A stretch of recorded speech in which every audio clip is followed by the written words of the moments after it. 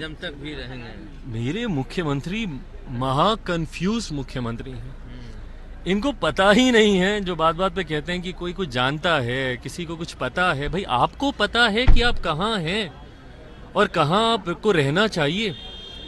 आप इधर रहिएगा तो उधर ताकिएगा, उधर रहिएगा तो इधर ताकिएगा। एनडीए में रहिएगा तो पैदल चले जाइएगा लालू जी के यहाँ इफ्तार पार्टी में, और लालू जी के यहाँ रहिएगा, महागठबंधन में रहिएगा तो कभी अटल जी के यहाँ जाइएगा तो कभी अपने संबंधनों का आप जिक्र कीजिएगा। और वही जब आप विधानसभा में चले जाइएगा तो बोलिएगा कि मिट्टी में मिल जाएंगे, भाजपा के साथ नहीं जाएंगे। अगले दिन भाजपा के साथ गठबंधन कर लीजिएगा तो बोलिएगा कि तुम अगर मेरे भाई समान दोस्त का बेटा नहीं होते तो हम बोलते। भाई किस तरीके की बातें मुख्यमंत्री करते हैं। इतना कंफ्यूज मुख्यमंत्री शायद ही अभी तक भारत के इतिहास में, हमसे बिहार की बात नहीं कर रहे, हम पूरे देश की बात कर रहे हैं, कोई रहा होगा। हकीकत है कि मुख्यमंत्री अपनी विश्वसनीयता पूरी तरीके से खो चुके हैं। और इस तरीके के बयान, आज तो ये तीसरे नंबर की पार्टी बने हैं, ऐसे बयान अगली बार मुख्यमंत्री नीतीश कुमार जी का खाता तक नहीं खुलने देंगे। भाई बिहार की जनता क्यों विश्वास करेगी जो मुख्यमंत्री दो बार जनादेश का अपमान कर चुका हो।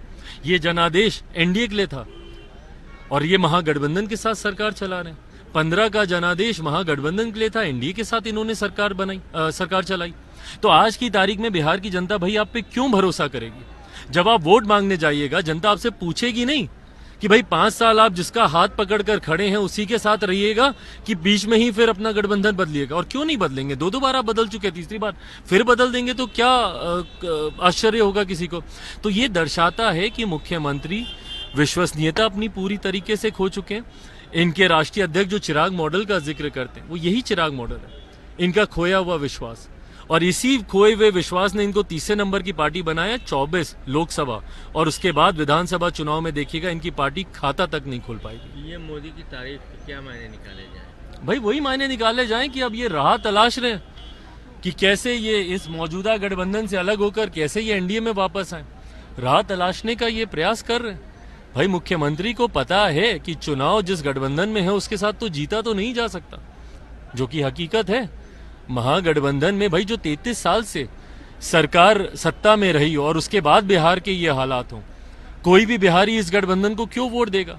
तो ये अपना राह तलाशने का प्रयास कर रहे हैं। बट हाँ, जैसे ही एनडीए के साथ अगर ये जाते भी हैं तो तुरंत कैसे वहां से बाहर निकलेंगे, फिर ये उसका भी प्रयास करेंगे। मुख्यमंत्री किसी एक गठबंधन में अब ज्यादा दिन तक नहीं रह सकते। ये इनकी फितरत ही नहीं है, इनका चरित्र ही इसी तरीके से हो चुका है। एनडीए में स्वागत है उनका, अगर आना चाहें तो। भाई हम कौन होते हैं स्वागत या उनका विरोध करने वाले।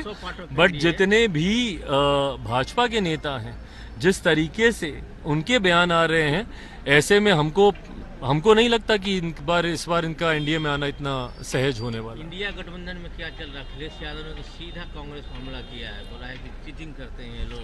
भाई इंडिया गठबंधन हम बार बार बोले हैं कि विपक्षी दलों का गठबंधन भानुमति का एक ऐसा कुनबा है जो बनने से पहले ही धराशायी हो जाता है। ये तो जब बन भी रहा था, 2-3 बैठक जब ये की, हम तो तब से बोल रहे हैं कि बस ये कुछ दिन की बात है, फिर ये धराशायी होने लगेगा।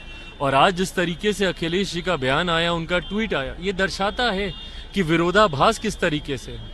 इस पे जवाब मेरे मुख्यमंत्री को देना चाहिए। भैया दरवाजे दरवाजे भाग रहे थे, खुद को तो किसी ने संयोजक बनाया नहीं, पर जिसको एकजुट करने का ये प्रयास कर रहे थे और मेहनत कर रहे थे कि ये लोग एकजुट हों, एकत्रित हो, एक एक करके तमाम घटक दल अब उससे छिटकने लगे।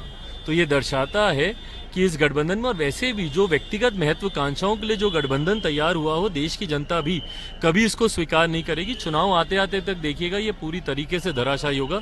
सब अकेले मिलकर चुनाव लड़ेंगे विपक्ष के लोग।